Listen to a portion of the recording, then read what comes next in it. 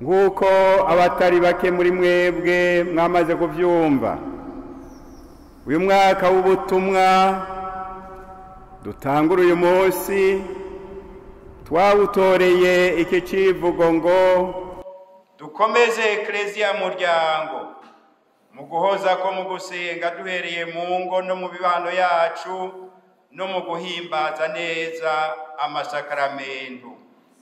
Umusaseredoti canke ubaje imbere azohora abaterera ati dukomeze Eklezia Muryango, namwe mukitabiriza muti mu guhoza ko mu gusenga duhereye mu ngo no mu mibano yacu no mu guhimbaza neza amasakaramentu. Bakristo mwese dusangiye umuryango, uyo niwo mwaka ndabahaye uyu munsi gushika ku munsi nk'uyu wo mwakuza. Nimugende mu burye kandi mu winovore, muzosanga bafasha kugira ngo imiryango n'amaparuwase yanyu bikomere gusumba, maze n'umuryango wacu wa Diocese nkuru ya Bujumbura ukomere kuruta. Nk'uko muca mubitegera, hari inkingi zibiri zikomeza Eklezia Muryango tugomvye gushingirako: iyo guhoza ko mu gusenga n'iyo guhimbaza neza amasakaramentu. Kuri iyo ngingo ya mbere turatumiriwe gusubira kunagura bya bisabisho byose twigishwa, tukitwararika kuza turavuga nka bya bisabisho by'imbere yuko iminsi itangura ku minsi y'Imana, cyane cyane imisa ya mbere. Ibisabisha imbere yo gukora ico ari cyo cyose gihambaye.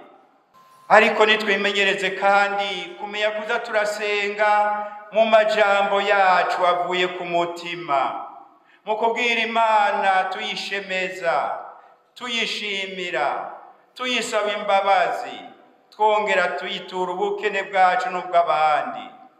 Ndabatumiriye kandi kurushizaho gukoresha amasabo meza ya Bikira Mariya, haba mu kuvuga ishapure neza cyangwa kwitwararika guhimbaza neza iminsi mikuru ya Bikira Mariya, kuko murabizi namwe nta numwe yigeze ateterwa yama yitura uyo muvyeyi Bikira Mariya. Iruhande yo gusenga hariho rero n'inkingi yo guhimbaza neza amasakaramentu. Muri Eklezia yacu ni ivy'ukuri turahimbaza kenshi amasakaramentu kandi yose, kandi ni vyiza.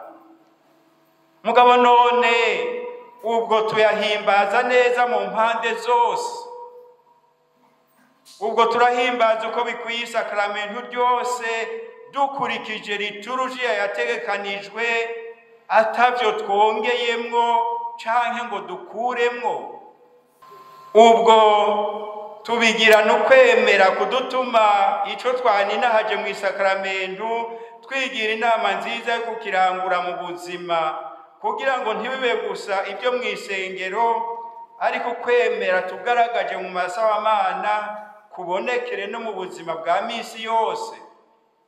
Bavukanye kuri urwo rugero, ngundire ndabeho uturorero tumwe tumwe kugira ngo muvyumve neza kandi mumenye ko rutarira busema. Nta guhezagira ubugeni bisigaye bimeze gusa nk'ibirori, aho hagize uwihenda ucumengo niwe biryoheje.